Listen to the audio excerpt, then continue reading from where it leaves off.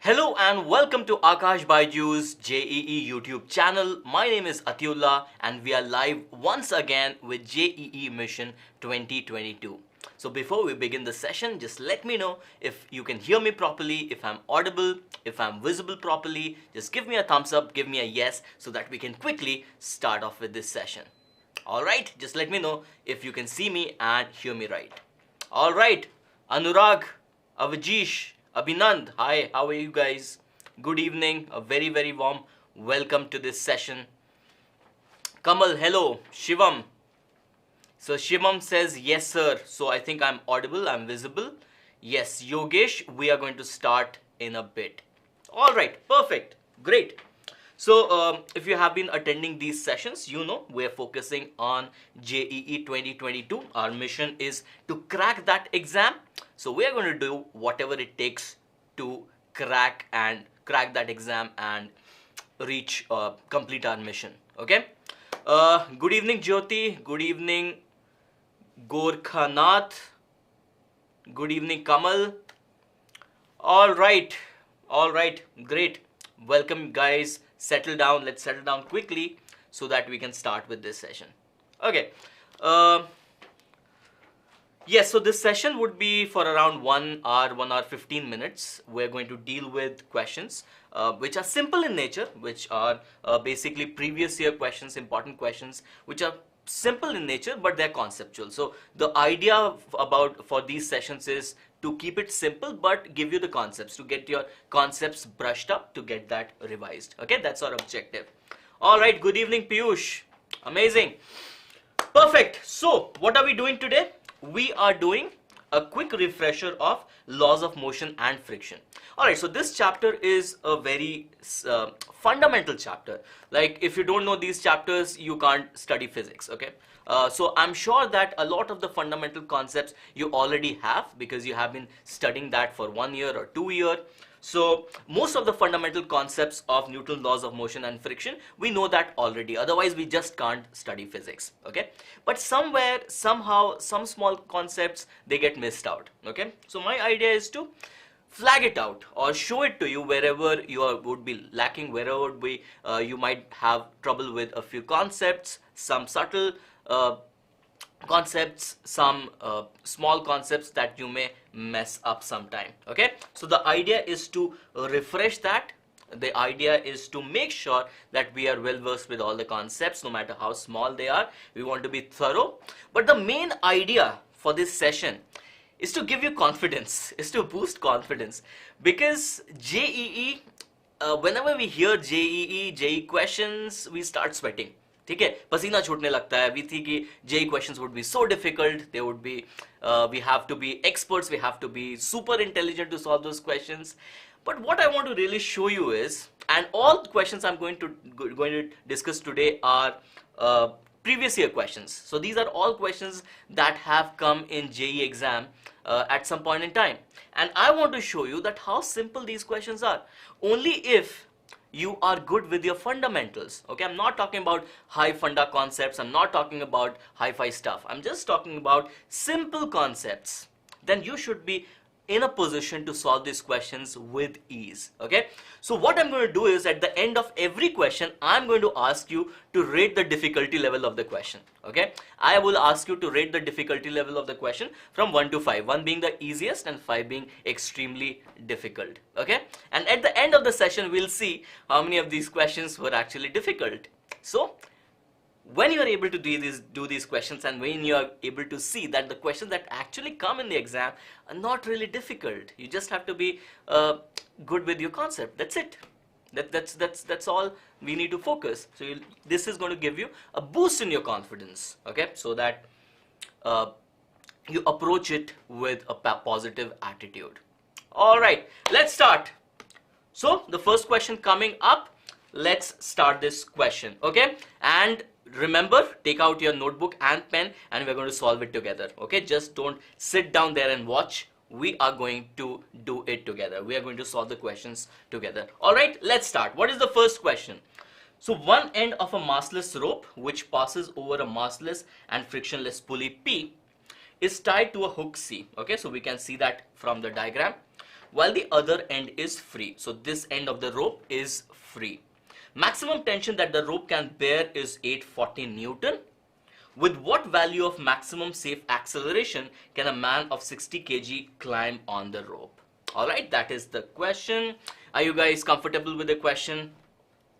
So let's start discussing this question, and while we are discussing, I want you guys to attempt this question. Okay, so what is happening here? A man is trying to climb up the rope. Okay, or let's not draw a man. Okay, I'm going to draw, or I'm at least going to try to draw a monkey, because what is physics without a monkey problem? Okay, so here is a monkey or man, maybe same things. So this monkey is trying to climb up the rope. Okay, so how is he going to climb up the rope? Okay, so the monkey is going to push the rope down, is going to apply the force in the downward direction, and the rope is going to apply a force in the upward direction, and that is how the monkey is going to get accelerated in the upward direction. Is that correct? Is that how climbing works? We pull it down, the rope pulls us up. Is that correct? Okay, so if I draw the free body diagram of the monkey, we have mg over here, and there would be tension in the upward direction. Okay, so on the rope the tension would be acting in the downward direction, but on the monkey the tension is going to act in the upward direction. Is that correct? Okay, now the rope is massless, the pulley is also massless, which means that tension is going to be same throughout the string. And the second thing is the tension on both sides of the pulley is going to be the same. Is that correct? So there is going to be a tension here, and there's going to be a tension here. Is that right? Perfect. So this is the free body diagram. What we have to concentrate on is we have to concentrate on the motion of the monkey. So we have to look at the free body diagram of the monkey. So there is a tension acting upwards, there is an mg acting downwards. The acceleration is in the upward direction. So how do we write F is equal to ma? Obviously we have to write the Newton's second law over here. F is equal to ma. How do we write it? All the forces which are in the direction of acceleration, we take them positive. All the forces which are opposite to the direction of acceleration, we take them as negative. So I'm going to write T minus mg is equal to ma. Can I write that? Yes, I can certainly write that. So what is tension? Tension is equal to mg plus ma. Do you agree?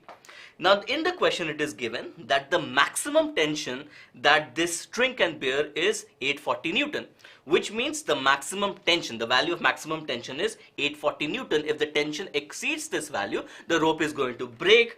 The monkey, instead of climbing up, it is going to go down. Is that correct? So the tension here is less than equal to 840 Newton. Is that correct? Can I say that? Absolutely. So now all I have to do is I have to substitute the values and find out the value of acceleration. Okay, what is m? M is 60. So this becomes 60 times 10 plus 60 times a less than equal to 840. From here what would we get? We would get, so we can cancel out all these zeros. I'm sorry, I can cancel out all these zeros. So what do we have? We have a should be less than equal to 84 minus 60 is 24 divided by 6. So a should be less than equal to 4 meter per second square. Is that correct? Okay, so the maximum acceleration with which the monkey can climb up is 4 meter per second square. Any acceleration more than this is going to make the tension greater than the maximum value of tension, and the rope is going to break. Is that correct? And I can see a lot of you guys have been able to give the right answer. That's excellent. Guys, keep that up. Now the time to rate the question. Out of 1 to 5, let me know what is the difficulty level of this question. And trust me, this is a question which has come in JEE main exam. Yeah. So Prerna says the rating should be 1. I agree because this is such a easy question, such a fundamental question. Okay, 1 out of 5. Suzanne also says 1 out of 5. Aditya also says 1 out of 5. 1 out of 5.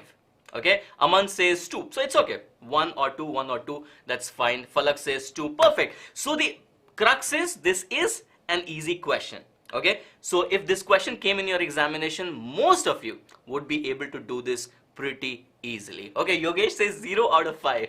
Alright, that was not an option, but I get your spirit. It is a very easy question.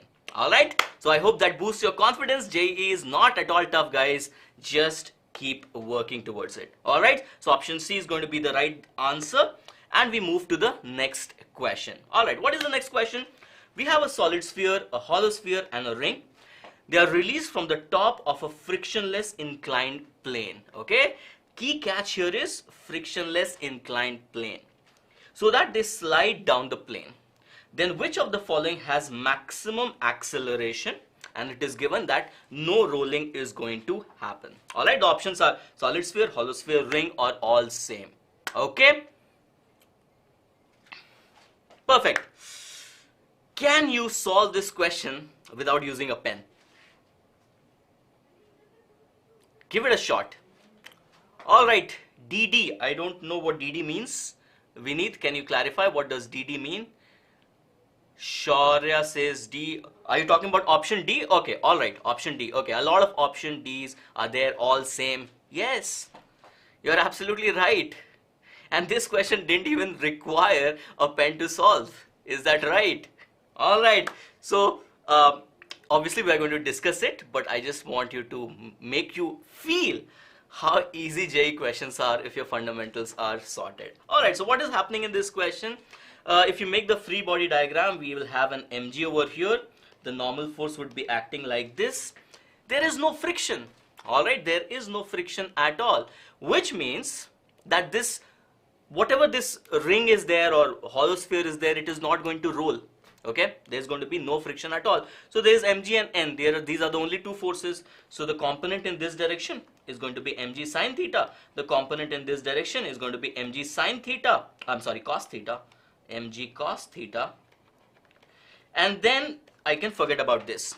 So there is no acceleration in the direction perpendicular to the inclined plane. So the normal force is going to balance out mg cos theta. So what is the net force? The net force is mg sine theta. What is the net acceleration? The net acceleration is g sine theta. For which object? For each object, the acceleration is going to be g sine theta. So it is going to go down with the same acceleration. All right, Yogesh is asking me, is this a JEE question? Of course, this is a JEE question, and a very simple one. All right, now the time to rate this question. it's almost a joke to ask to rate this question, but don't, because your fundamentals are clear, because you were clear, Vishnu. It's not a problem that you gave a wrong answer. Not a problem at all. All we're trying to do here is get your concepts right. Okay, if you are missing out, if you got this question wrong, meaning your concept was not up to the mark, but we can always improve on that, and that is what we are doing in this session. Okay, so don't get disheartened, just learn the concept, and in the next question I'm sure you'll be able to do very well. All right, so the difficulty level was easy because your concept was correct, your fundamentals were right, because if something has to roll, there has to be friction. Okay, that is the concept, and if you are well versed with this concept, then yes, you should be good. But important thing is to know that concept. All right, so obviously option D is going to be the right option, and then we move to the next question. All right, what is the next question? A spring balance is attached to the ceiling of a lift. A man hangs his bag on the spring, and the spring reads 49 Newton. When the lift is stationary, okay, so when the lift is stationary, the bag is also stationary. It is hung from the spring balance, and the spring balance reads 49 Newton. Now, if the lift moves downward with an acceleration of 5 meters per second square, the reading of the spring balance will be, okay, that's the question. We need to take G as 9.8 meters per second square. All right, so can you tell me, what does the spring balance read? Does the spring balance read the weight? Does the spring balance read the mass? Does the spring balance read the force? What does spring balance read? What is that reading that you see on the spring balance going to tell you?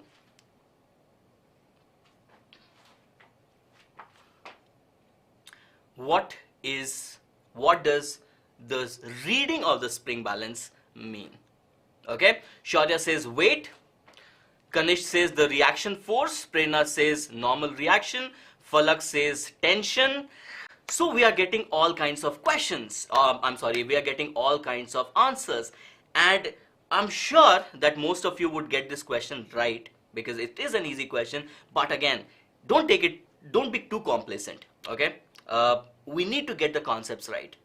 Okay, so the spring balance measures the tension in the spring, okay, not necessarily the weight, not necessarily the normal force, no. The spring balance measures the spring force, okay. So if we have a spring and we are pulling it down with some force, whatever is the tension in the spring, okay, whatever is the tension in the spring, that is going to be shown by the spring balance. Now it may happen that that tension in the string is equal to the weight, that may happen, but it is not necessary, okay. And in this scenario, when the lift is going to get accelerated, the spring balance is not going to be showing the weight of the bag. It is going to show something else. Okay, what is that something else? It is always going to be the tension in the spring. The spring force will be displayed or will be shown by the spring balance. Alright, this is the concept that we should remember. Alright, perfect. So concept refreshed. Now we can solve this in two ways, okay. We can solve it from the ground frame and we can solve it from the lift frame also, okay. So since I need to do a revision, we can see both these methods. Alright, let's say I am watching this bag from the ground frame, okay. I'm watching this bag from the ground frame. So what are the forces that are acting? And this is when the lift is stationary, okay. The lift is stationary. There would be an mg acting downwards, and of course there will be a spring force acting upwards, okay. In this situation, is it at rest? Is it at rest? Yes, this is at rest, which means the net forces have to be balanced. So I'm going to balance the net forces, and Fs is going to be equal to mg. Is that correct? So what is the reading of the spring balance? 49 Newton. It is the tension in the spring or the force exerted by the spring. Is that correct? So mg becomes equal to 49 Newton, which means m will be equal to 49 divided by 9.8, which means this is 5 kg. So this condition is given to us to calculate the mass of the bag, correct? So we have calculated the mass of the bag. Now what is happening? The lift is accelerating down with an acceleration a, which is how much? Which is 5 meter per second square. Okay, it is going down with an acceleration a. Now remember, I am looking at this lift, or I am looking at this object from the ground frame. Okay, is ground frame an inertial frame? Yes, ground frame is an inertial frame. So I am good to apply F equal to ma. Okay, so what is it I'm going to apply? I'm going to apply mg minus Fs is equal to mass times acceleration. Do you agree? Okay, so the acceleration is in the downward direction, which means mg I'm going to take it as positive, Fs I'm going to take it as negative. So mg minus Fs is equal to m mass into acceleration. Now I should mark it as Fs prime, okay, because now the tension in the spring is going to change. Now it is getting accelerated. Is that correct? So now it is going to change. The tension in the spring is going to change. So I'm going to mark it as Fs prime. Do you agree? Perfect. So mg minus Fs prime should be equal to mass times the acceleration. Perfect. Alright, so from here what do we get? We get Fs prime is equal to mg minus a. So what is m? M is 5. We have calculated that. G is 9.8 minus a is 5. So that is going to give me 5 times how much? This is 4.8. So this is going to give me 24 Newton. Is that correct? Correct. I see a lot of right answers, but what I want to make sure is to make you understand that this question can be solved from two frames. You should be well versed with both the frames. Okay. So yes, from the ground frame we have got the answer as 24 Newton, but I also want to solve it from the the lift frame. Okay. So we have set up a camera in the lift, and we are going to observe it from the lift frame. Okay. Now the acceleration of the lift is a in the downward direction, which means if I have to observe it from the lift frame, I'm getting into a non-inertial frame. And if I am in a non-inertial frame, then I have to apply a pseudo force. Do you agree? And if we have to apply a pseudo force, what is the pseudo force? How do we apply the concept of pseudo force? Now the frame has an acceleration a downward. So the pseudo force is going to be acting in the upward direction. Okay, it acts opposite to the acceleration of the frame. And then what is the value? It is the mass multiplied by the acceleration of the frame. Alright, so in order to observe this bag from the lift frame, we'll have to apply a pseudo force ma in the upward direction. What is m? Mass of the object. What is a? Acceleration of the frame. Is that correct? What are the other forces? The other forces are going to be mg, and the spring is going to apply a force Fs prime in the upward direction. Now what are you going to observe from the lift frame? From the lift frame, would you observe motion of this block or motion of this bag, or you will see it is stationary? Okay, think about it. From the lift frame, you are inside the lift. Okay, someone is holding a bag. Okay, just assume that someone is holding a bag like this and you are in the lift with that same person. Do you see the bag accelerating up and down, or do you see the bag moving up or down? We would not see that. So from the lift frame, the acceleration is going to be 0 for this mass. Is that correct? So all I have to do is I have to balance the forces. So Fs prime plus ma should be equal to mg, and then Fs prime should be m into g minus a, which we have already calculated, and this is going to be 24 Newton. Is that correct? So this is another way to solve this question. There is another way to observe an object from the non-inertial frame. Is that right? Alright, now is the time to rate the question. Rate the difficulty level of the question from 1 to 5. What is that going to be? Let me know your thoughts. And I could see a lot of people, you guys were able to get the answer right, which is brilliant. So quickly rate the question as per the difficulty level you think. Alright, some people are saying 3, some people are saying 1 out of 5, some people are saying 2, 2.5. Yeah, so slightly more difficult than the previous 2 questions. But still it will fall in the easy category. Is that right? If you're comfortable with applying F equal to ma in different situations, you should not be it should not be a problem. Okay, and the other thing is the concept. What is the concept that we learned here or revised here? What does the spring balance show? The reading of the spring balance is the spring force which is it is exerting, or the tension in the spring. Is that right? With that said, let's move to the next question. So obviously option A is going to be the right option. Let's go to this question. Alright, so we have a rocket, and it should be difficult question because this is literally rocket science that we are talking about. Alright, so we have rocket which has a mass of 3.5 into 10 to the power 4 kg, is blasted upward with an initial acceleration of 10 meter per second square. Then the initial thrust of the blast is, okay, what is the initial thrust of the blast? Alright,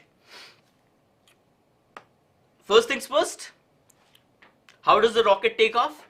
It is going to throw out the gases.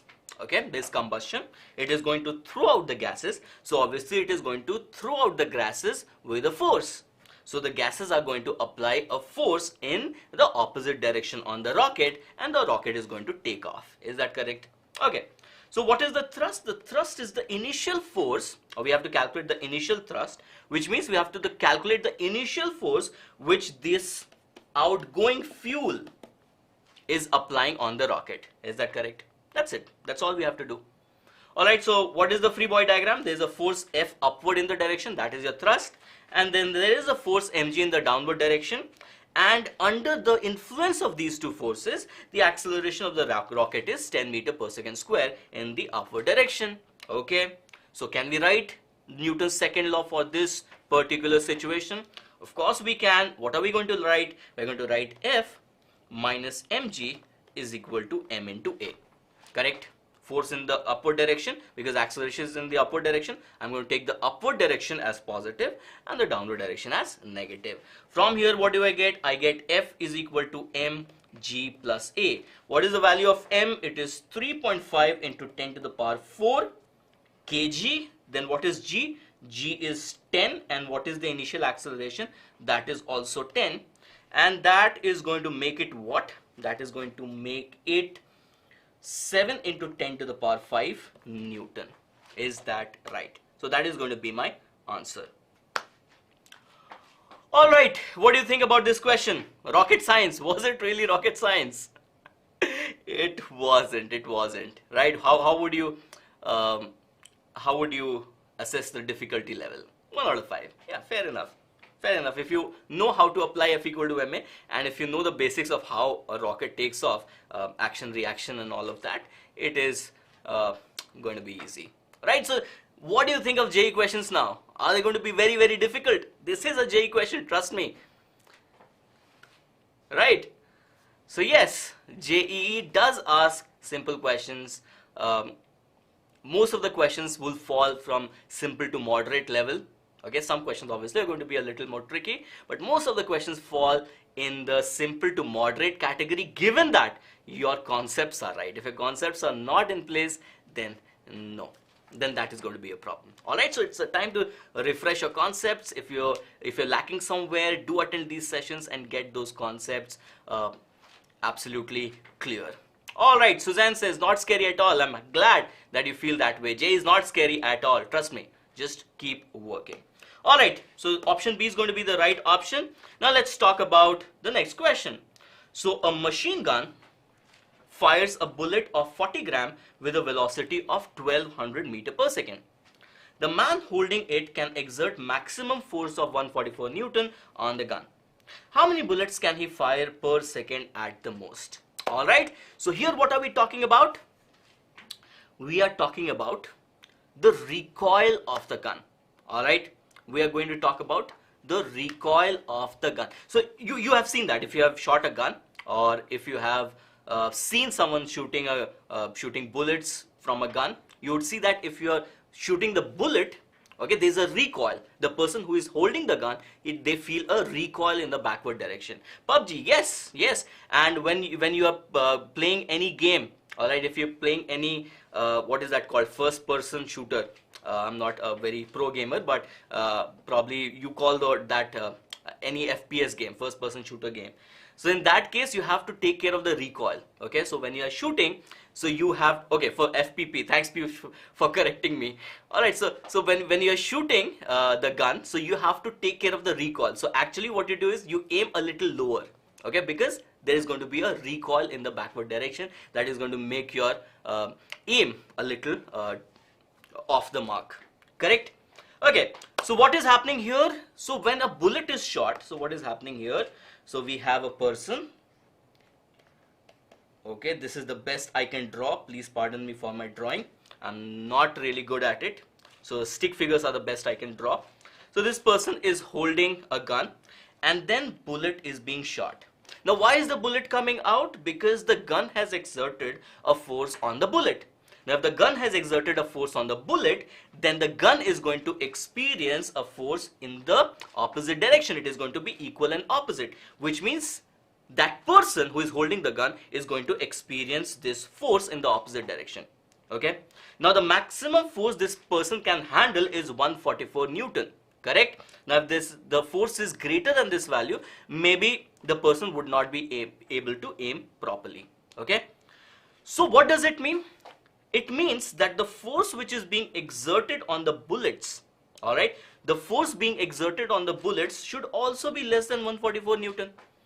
Newton's third law, equal and opposite force, you know the law, correct? Okay, so whatever force the gun is applying on the bullet, the same force the bullet is going to apply on the gun in the opposite direction with the same magnitude. So the force on the bullet should not exceed 144 Newton. Do you agree? That's it. That's all that we need to understand. All right, so let's talk about one bullet. What we are doing is we are talking about one bullet. What is the initial momentum of the bullet? The initial momentum of the bullet is going to be 0, because it is going to be at rest. Initially the bullet is going to be at rest in the gun. Then what is going to be the final momentum of the bullet? It is going to be mass into velocity. What is the mass? The mass is 0.04 kg. Needless to say, we need to convert that into SI units, multiplied by the velocity, which is 1200 meter per second. So this gives me what? This gives me 48 kg meter per second. Is that correct? So the final momentum is this much. Okay. So for one bullet, what is the change in momentum? For one bullet, the change in momentum is 48 pf minus pi. Is that correct? So this is for one bullet. Do you agree? Okay. Now let's say in 1 second there are n bullets fired. Okay. In 1 second there are n bullets fired. Okay. So in that 1 second, what will be the change in momentum? In that 1 second, the change in momentum would be n into 48. Do you agree? Do you agree? In 1 second, we are shooting n bullets. So in 1 second, what is the change in momentum? The change in momentum is n into 48. And mark my words, what did I say? In 1 second, what is the change in momentum? Doesn't that mean the rate of change in momentum? That's what? That's delta P by delta T. Isn't that the force? Absolutely. So n into 48 is the force that is being applied on the bullet and hence on the gun. Correct? And this should be less than equal to 144 Newton, which means n should be less than equal to 144 upon 48, and when you work this out, this will come out to be 3, which means the maximum bullet that the person can shoot will be 3. Alright, so the answer is going to be n is equal to 3. Alright, now the time to rate this question. What is going to be the difficulty level of this question? Option D obviously is going to be the right option. Suzanne says 3. Okay, so here is a bit of confusion. Answer is 3, or are you saying the rating is 3 or the difficulty level is 3? Please clarify that. Alright, Piyush says this is 1.5. Ravi says this is 4 out of 5. Falak says it is 3. Alright, yeah, so I would say this is, yeah, the correct, yeah, Suzanne, you're absolutely right with the answer. 3 is the right answer. Absolutely. So what I see here is it's somewhere between 2 and 3 on an average. So I would say this is moderate difficulty level. Okay, not really difficult at all. It's, I'll say, slightly moderate difficulty level, but I don't think it was something which was which you cannot handle, right? Because we know F is equal to delta P by delta T very well. Okay, that was the concept involved. So again, I'm just want to emphasize on my point. It was not difficult. It was very, very manageable, right? All right, let's get to the next question quickly. So what do we have here? We have a ball of mass 0.2 kg. It is thrown vertically upward by applying a force by hand. Now, if the hand moves 0.2 meter while applying the force and the ball goes up to 2 meter height further, find the magnitude of the force. Okay, we can take G as 10 meter per second square. Alright, is the question clear, guys? So when we throw something up, it doesn't directly fly from our hands, right? So we have to take our hands a bit up so that we can impart it a velocity, and then when we impart it a velocity, it goes away from our hands in the upward direction, correct? It cannot directly go from here to zoop. It cannot go like that, right? We have to apply this force. So for that, we have to apply force for some distance, yeah? Alright, is the question clear? Perfect. So let's try to solve this question. Alright, so let's say this is the hand. Again, pardon me for my drawing. I really can't do any better. Okay, this is the best I can do. Okay, so the ball is in the hand and then a force is applied, and then this hand is going to reach 0.2 meter. Is that correct? Okay, so the force is applied for 0.2 meter distance, and from there it is going to go up in the air. How much? It goes up to a height of 2 meter further. Okay, so we have to say that what is the force that was applied by this hand on the ball, correct? That is the question. Perfect. So what is going to happen? A force is being applied. So when at the end of this 0.2 meter, this ball is going to acquire some velocity, isn't it? This ball is going to acquire some velocity.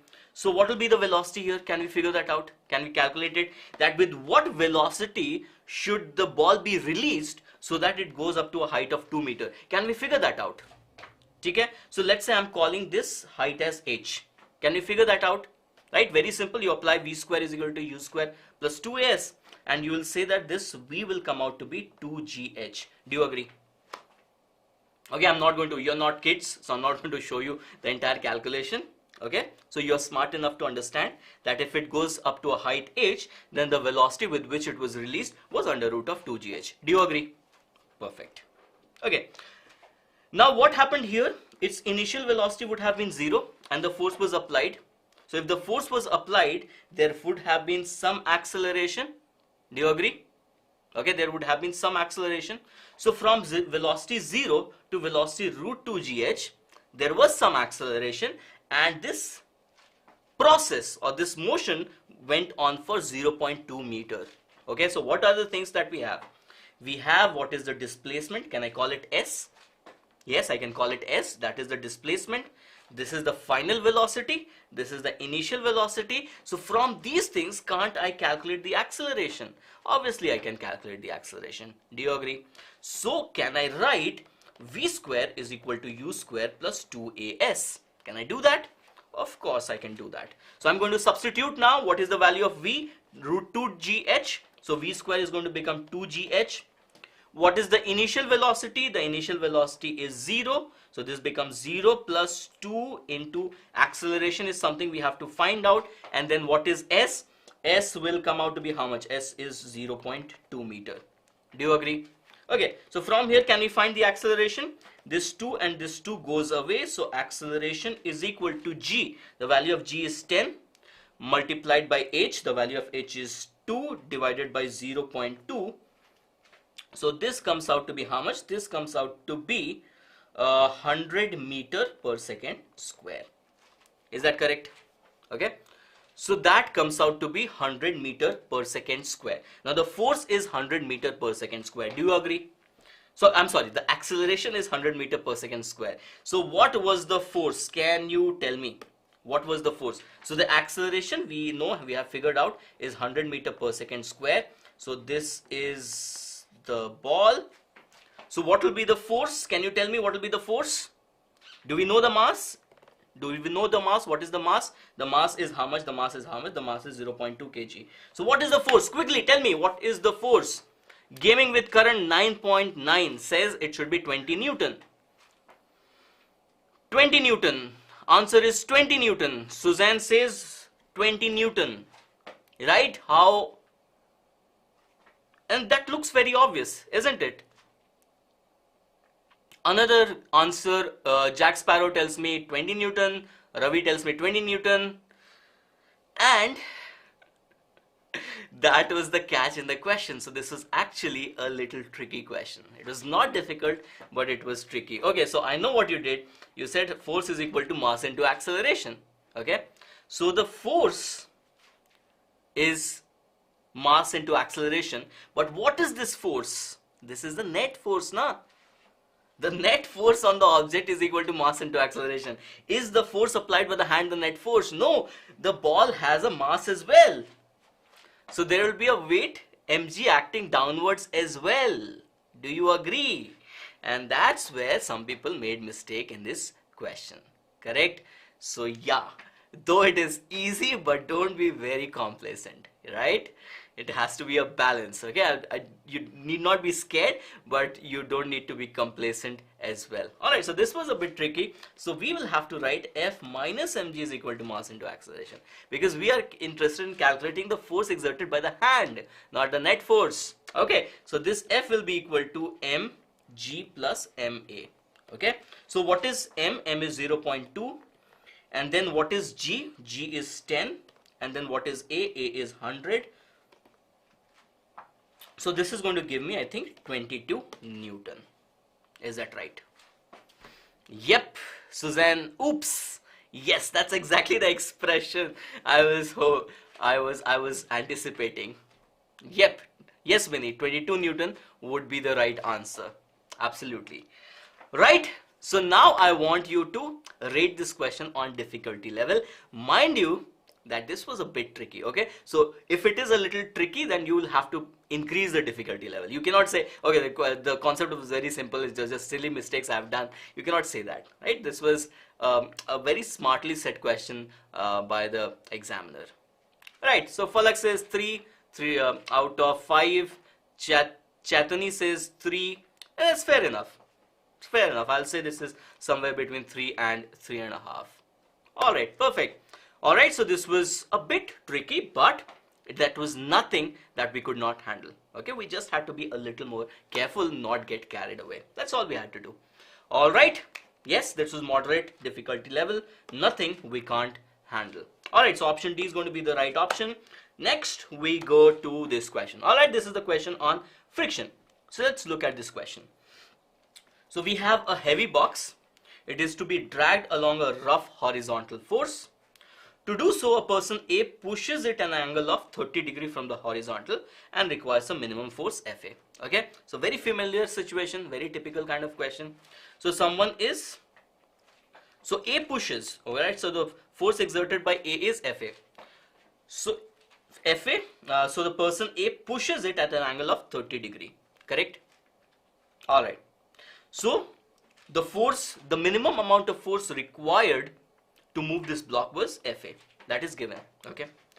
Then there is person B who is pulling this block at an angle of 60 degree, okay? And the minimum force required to do that is Fb, as shown in the diagram, okay? Notice that these two things are not happening simultaneously. Fa and Fb are not being applied simultaneously. Fa is being applied separately, Fb is being applied separately, okay? Now, if the coefficient of friction between the box and the floor is √3/5, find the ratio Fa/Fb. All right, very typical kind of question. We have all probably solved this kind of question. Now here, there's the basic difference here is between pushing and pulling. Okay, so when we pull, we are basically applying a force in the upward direction. So the force is inclined in the upward direction. When we are pushing, the force is inclined in the downward direction. Okay, that is going to make a little bit of difference. Okay, so first let's talk about this situation. Okay, now if I'm pulling it, the block is going to move in what direction? The block will have a tendency to move in this direction. And what do you mean by the minimum force? The minimum force means that the block just starts moving. When the block just starts moving, what does it mean? It means that the horizontal force in this case is going to just balance the maximum value of the static friction. Do you agree? That is the key concept involved over here. What is the minimum force required to pull a block, to drag this block? Alright, the force in the horizontal direction in this case should be just greater than the maximum value of static friction. Is that correct? Alright, so that's all we have to do. So the first thing I'm going to do is I'm going to resolve the forces in the horizontal and vertical direction, because that's obvious. The motion can take place only in the horizontal direction. So I'm going to do that. Okay, so what do we have here? We have FB cos 60 degree over here, and we will have FB sin 60 degree over here. Do you agree? I have resolved FB in the horizontal and the vertical direction. Okay, there is going to be an mg. Do you agree? And then there is going to be a normal force from the ground, correct? And then there is going to be friction acting in the opposite direction. Do you agree? Now we can forget about this force. Alright, so what am I saying? If FB is the minimum force required to drag it, that means, can I say that the force FB cos 60 degree, that is the force acting in the leftward direction, that should be equal to what? That should be equal to the maximum value of static friction. What is the maximum value of static friction? The maximum value of static friction is mu into n. Do you agree? Is that correct? Okay, so FB cos 60 degree, if it is equal to mu into n, sir, how Dhan is asking, sir, how 60 degree comes? It is given in the question. Okay, it is given in the question that it is being pulled at 60 degree. Okay, that's already supplied in the question. Alright, so in order for this block to move, FB cos 60 degree should be equal to mu n. Do you agree? Okay, so this becomes FB cos 60 degree is equal to mu into, but what is n in this case? Don't write n is equal to mg blindly. Okay, so n plus FB sin 60 degree is going to be equal to mg. Do you agree? It is not accelerating in the vertical direction, so the vertical forces should balance out each other. So n plus FB sin 60 degree should be equal to mg. Do you agree? So what should be the value of n? N should have a value of mg minus n, mg minus FB sin 60 degree. Is that clear? Alright, is that clear? The normal force is going to act in the upward direction, so the normal force will become less than mg. Okay, it is going to become mg minus FB sin 60 degree. Is that correct? Alright, now can we do the same thing for the other block? For this block, there will be a force like this, Fa cos 30 degree. Do you agree? And the component in the vertical direction is going to be how much? It is going to be Fa sine 30 degree. Notice the component of this force is going to be in the downward direction. The vertical component is going to be in the downward direction. And then there is going to be mg, then there is going to be n, and then there is going to be friction. Okay? So again, what can I write? The horizontal force is what? The horizontal force is Fa cos 30 degree. And this should be equal to mu into what? Now what are the forces? What are the forces? It has to be mu into n. But what is the value of n? Okay, just look at vertical forces. There is n in the upward direction, there is mg in the downward direction, and there is Fa sine 30 degree in the downward direction. Which means if there is no acceleration in the vertical direction, then n should balance out mg plus Fa sine 30 degree. Do you agree? Take a few seconds to absorb this. Do you agree? Alright, so if we look at the vertical forces, mg is acting down, Fa sine 30 degree is acting down, and n is acting up. Okay, so if I balance the forces, then n should be equal to mg plus Fa sine 30 degree. Correct? Alright, so what I'm going to substitute here? I'm going to substitute mg plus Fa sine 30 degree. Okay, and this is the crux of this problem, that when you pull versus you push. When you pull, there's a component of the force in the vertical direction which reduces the normal force, and when you push, there's a component of the force in the downward direction which increases the normal force. Is that correct? Okay, so what I can do is I can subtract these two equations. I can get a little smart and I can subtract these two equations. So I'm doing this equation minus this equation. So second equation minus first equation.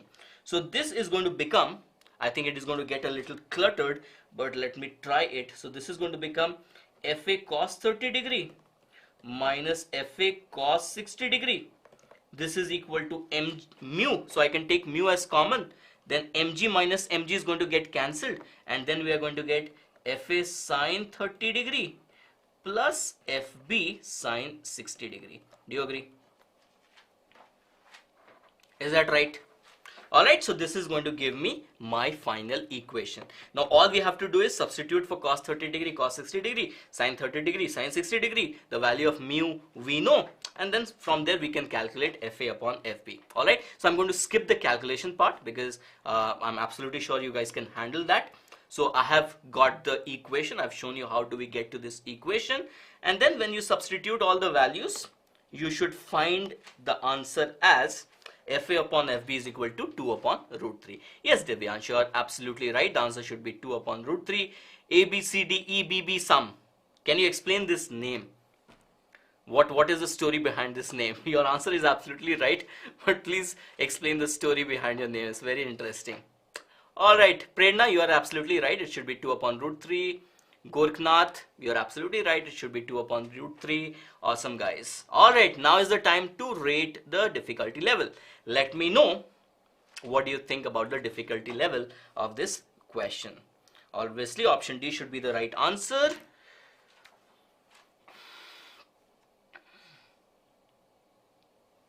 Yeah, I get that. Hi, Sumya. Yes, that's a great name, but I wanted to know the story behind your username. A B C D E B B sum. What is the story behind this username? That's I'm interested. Alright, so I see 3 out of 5, 3 out of 5, 3 out of 5. Yes, I agree.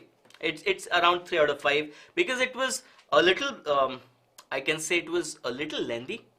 Okay, it could be a little, this question was a little lengthy.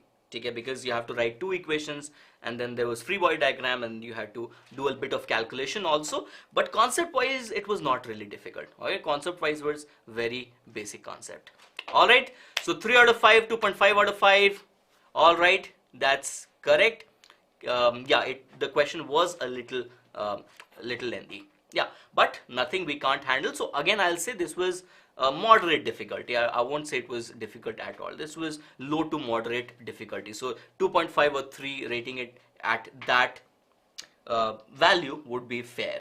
Okay, perfect. Let's go to the next question. We have another question on rocket. Amazing. So a rocket is fired vertically from Earth with an acceleration of 2g, where g is the acceleration due to gravity, on an inclined plane inside the rocket, making an angle theta with the horizontal. A point object of mass m is kept. Alright, so this is a story inside the rocket. So there is a wedge, and there is which is inclined at an angle theta with the horizontal, and a mass m is kept on that wedge. The minimum coefficient of friction is mu minimum between the mass and the inclined surface, such that the mass does not move. So we have to find out what should be the value of minimum value of the coefficient of friction such that the mass inside does not move. Is that correct? Okay. So first thing, when we are saying the mass inside does not move, is it a complete statement, or what is it implying? The rocket is going up and we are saying that the mass does not move. Okay, is that the exact words? The mass does not move. Yeah. What does it mean? What does it imply when we are saying mass does not move? Okay, the rocket is going up, the mass is inside the rocket, and the mass is not moving. Is it making sense? Or if we can add something to it, it will start making sense.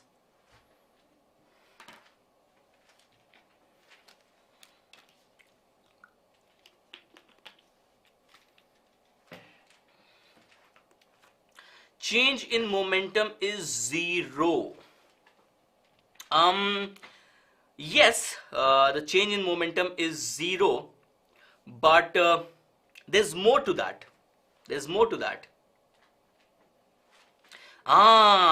Captain Jack Sparrow says not moving with respect to the rocket. Prerna says relative to the rocket. Yes, that's what I was looking for. Absolutely. Now, obviously, this rocket is going up, so the mass is also going to go up. The mass is certainly going to go up. It is not free to fall down. Correct? Now, when they are saying that it does not move, they are implying that relative to the rocket, it is not going to move. What does it mean? It gives a big hint to us how to solve this question. And the big hint is go inside the rocket. Okay? So become an astronaut, go inside the rocket, and then analyze this mass that we have here. Okay? Because now we know that if we observe it from the frame of reference of the rocket, then this mass is going to be stationary, which means the net force on it is going to be zero. Is that correct? Okay? So I'm going to make a bigger diagram here, so that we are not cramped for space. So this is the mass. Alright, so we are inside the rocket. But if you are inside the rocket, nobody is going to let you inside the rocket for free. You have to do something. What is it that you have to do? You will have to apply a pseudo force, because now the rocket is a non-inertial frame. And if you are observing something from the non-inertial frame, you will have to apply a pseudo force. Okay. So what are the real forces? The real forces are mg, acting in the downward direction, because the acceleration is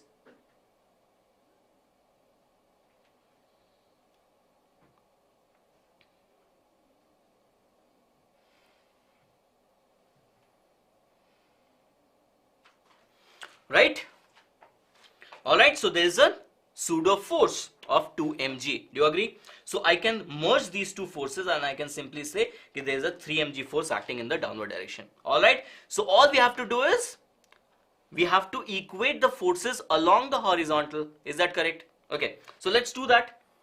So let's make this. So this component, I'm going to take component. So this is going to be 3 mg sine theta.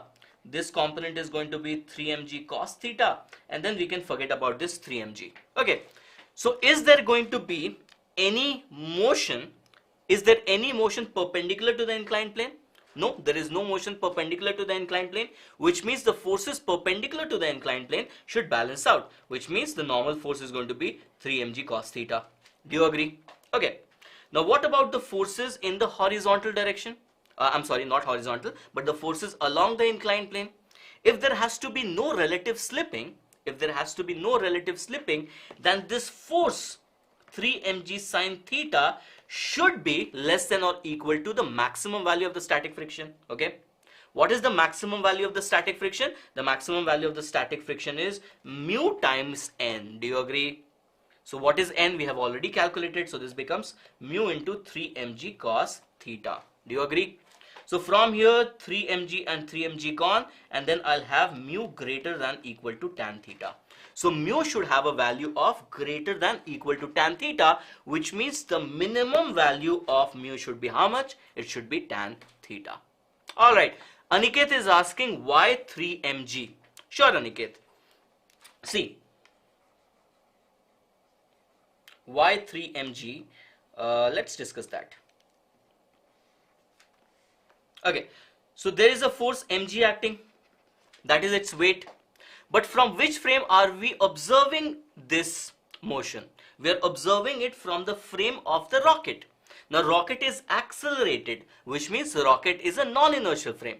And whenever we observe something from the non-inertial frame, we have to apply a pseudo force. So the pseudo force is applied, number one, in the opposite direction to the acceleration, which means if the acceleration of the frame is in the upward direction, then the pseudo force has to be in the downward direction, number one. And what is the value of pseudo force? It is ma. What is m? M is the mass of the object on which the pseudo force has to be applied, and a is the acceleration of the frame. So the acceleration of the frame is 2g, so we'll have to apply m into 2g. Do you agree? M into 2g. So this m into 2g is the pseudo force, this mg is the weight, and both are in the same direction. So I simply added them up and I made them one force of 3 mg. That's what I've done. Is that correct? Alright, so from here also what do we get? We get mu minimum is equal to tan theta. Alright, what should be the correct option? Option B should be the correct option. And now quickly rate this question for its difficulty. Quickly do that.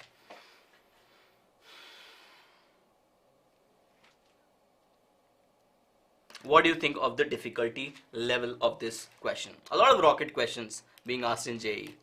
Alright, Falak says 2, Suzanne says 3. Fair enough, guys. I think this is between 2 and 3. Yeah. That's something between 2 and 3. So I will put this in the easy category. Because all you have to do is put pseudo force and then balance the forces. Alright, we are mature enough, we are smart enough in this stage to do that. Alright, perfect. Alright, let's move to the next question. So what do we have here? A particle of mass m is moving in a straight line with momentum p. Okay? So already the particle is moving in a straight line and it has a momentum p. Now at t is equal to 0, a force acts. The force is of the form kt, F is equal to kt, where k is a constant and t is the time. So this is a time varying force, not a constant force, but a time varying force is acting in the same direction on the moving particle during the interval capital T, so that the momentum changes from p to 3p. If k is equal to constant, then the value of capital T is. Okay. Perfect. So do you get the question? Is the question clear? So here what are we dealing with? We are dealing with time varying force, correct? We are dealing with time varying force. Now if the particle is moving in this direction, with a momentum p, then the force is also acting in this direction. How do we know that? We know that because the momentum increases. The momentum increases to how much? It changes from 3 to p to 3p. Okay, the momentum increases, which means the force was in the same direction. Alright, if you apply the force in the same direction, only then its velocity is going to increase, and only then its momentum is going to increase. Is that correct? But what we are dealing here is we are dealing with a variable force. And if we are dealing with a variable force, we cannot directly use F equal to ma, correct? Otherwise this question would have been very simple. We could have directly used F is equal to ma. But in this situation, we cannot do that because F is not a constant, it is a function of time. Okay. But one thing is for sure. What is that thing? dP by dt is equal to the force. Do you agree? dP by dt is the force. The rate of change of momentum is the force. Okay. So can I write dP by dt should be equal to what? Should be equal to kt. That becomes very simple. It becomes very simple that we can write it as dp is equal to kt dt. And once we have done that, all we have to do is we have to do the integration. But while putting the limits, be a little careful. When time is 0, what is the momentum? When time is 0, what is the momentum? What is the initial momentum? It is not 0, it is p. And when time becomes capital T, what is the momentum? It becomes 3p. So the final momentum is 3p. Do you agree? So I can write, so the integral of dp is going to be p. You put the limits, it is going to become 3p minus p. And then k is a constant, comes out t dt. The integral is going to be t square upon 2. And the limit is going to go from 0 to capital T. So this is going to give me k into t square upon 2. You put the limits, you're going to get this. Which means from here, what can I say? From here I can simply say that t square is going to be equal to what? It is going to be equal to 4p upon k, which means t is going to be 2 under root of p by k. Do you agree? 2 under root p by k.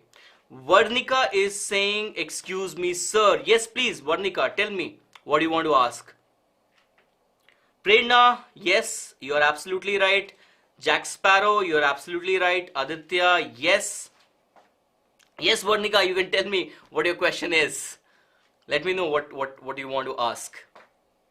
All right.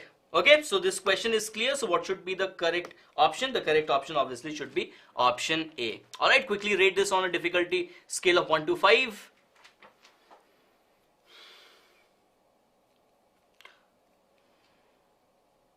No, the answer should not be option B. The option, so we have to, so inside the under root we have 4. See, inside the under root we have 4. So this will become under root of 4p by k. So 4 will come out and this will become 2. Okay. Okay. 2 out of 5, 2 out of 5, 3 out of 5. Yes, it will fall in the easy category. Not a sitter, not an extremely simple question, but I'll say this will fall under the moderate to easy category. Yeah, 2 or 3 rating it that way would be justified. Right? Again, this falls under easy to moderate category. Alright, so we go to the last question of this session. Let's quickly get done with this. So the masses M1 is equal to 5 kg and M2 is equal to 10 kg. It's connected by an extensible string over a frictionless pulley are moving as shown. Right? The coefficient of friction of horizontal, the coefficient of friction of, I think there's some typo over here. The coefficient of friction between the horizontal table and this block is 0.15. Okay, the horizontal surface and block M2 is 0.15. The minimum weight M that should be put on top of M2 to stop the motion is. Okay, so what is the question? What is the minimum weight? So if M is not there, then the whole thing is going to slide down. Okay, if small m is not there, the whole thing is going to slide down. So what is the minimum mass we can put over M2 so that the whole thing remains stationary? That is the question. All right. So what is the key concept involved here? Can you tell me? Can someone tell me what is the key concept involved over here?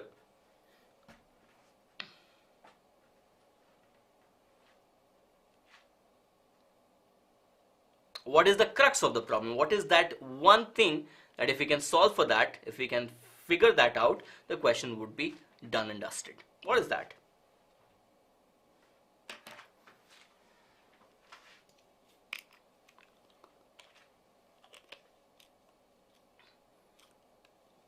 Box over box. I don't think I follow.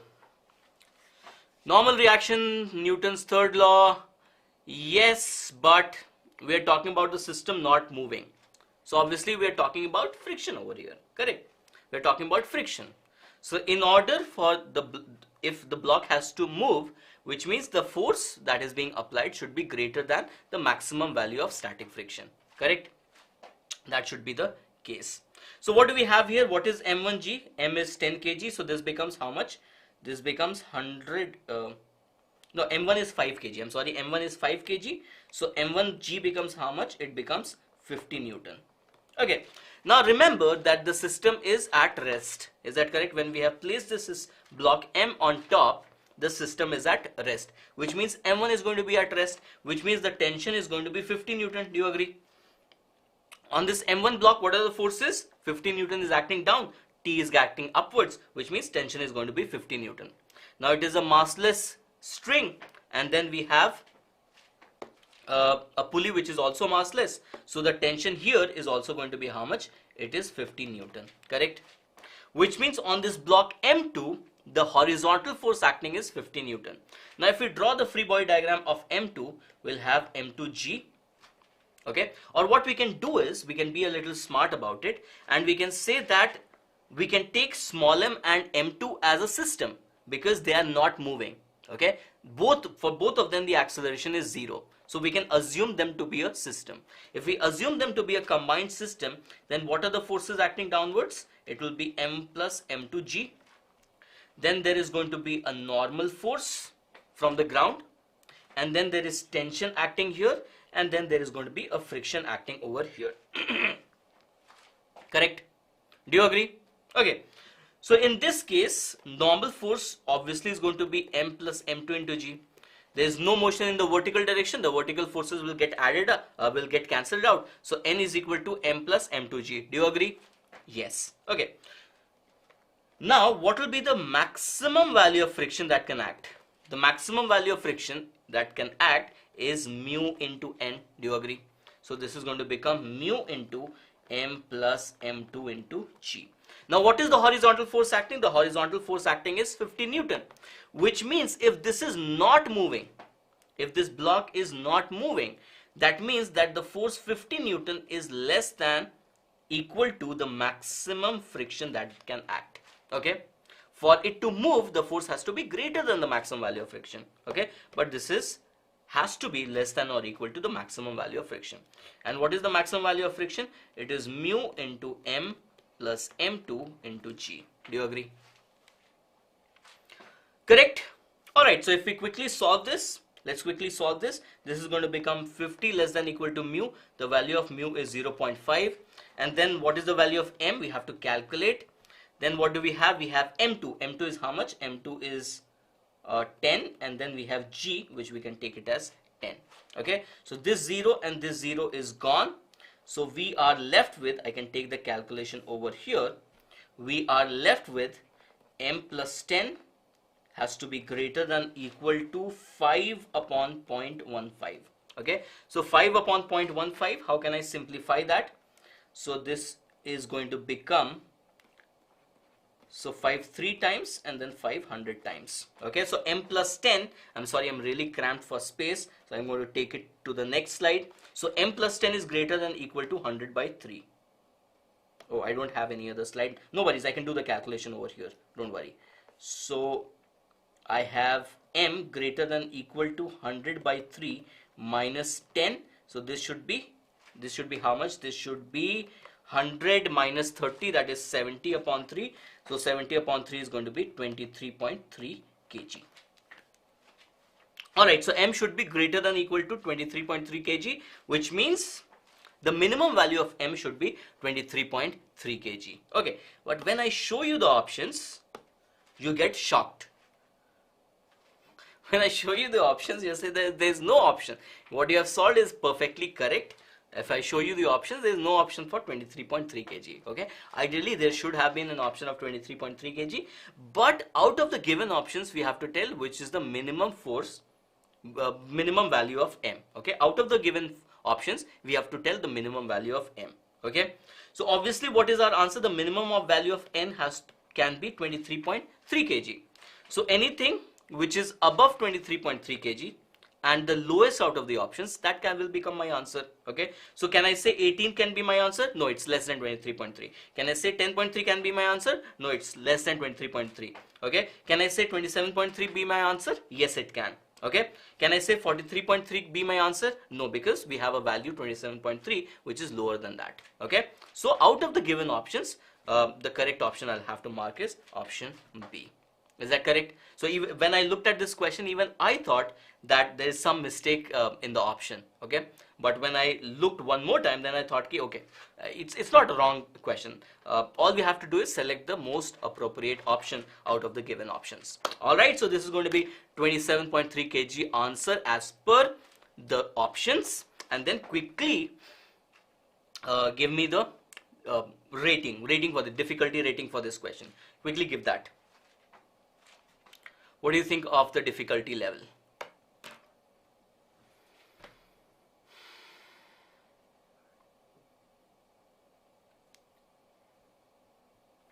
Two out of 5, 2, 3 for smartness. Yeah, you can say that. You can say that. I would say 3. I would say 3. 2 if the option given was 23.3, but since the option is not, any of the options was not 23.3, I'll say yeah, I'll give that to the person who set the question paper. It can be 3. Alright, so that is it for this session. My main objective for this session was to make you comfortable with the idea that JEE questions are not difficult at all. Okay, you saw 10 questions. Most of the questions fell in the range of 2 to 3. There was no question greater than difficulty level of 3. There was question even of difficulty level 0.5 or 1 or 0. Right, so I'm not saying that difficult questions don't come, but most of the questions will fall into the easy to moderate category. Okay, given that your concepts are right. So this should give you a confidence that these are the kinds of questions that come, these are the kind of questions I can solve. Okay, so JEE is not difficult at all. Keep working how you're working, keep working towards your goal, focus on the concepts, revise your concepts. This is a great time to revise your concepts. Alright, and do attend these sessions because they're going to be very helpful in revising these concepts. We're going to flag out the important concepts. You can always benefit from that. Alright, so that is it in this session. I'm going to see you very soon in the next session. Till then, keep practicing, keep getting better, and have fun with learning. Thanks a lot for watching.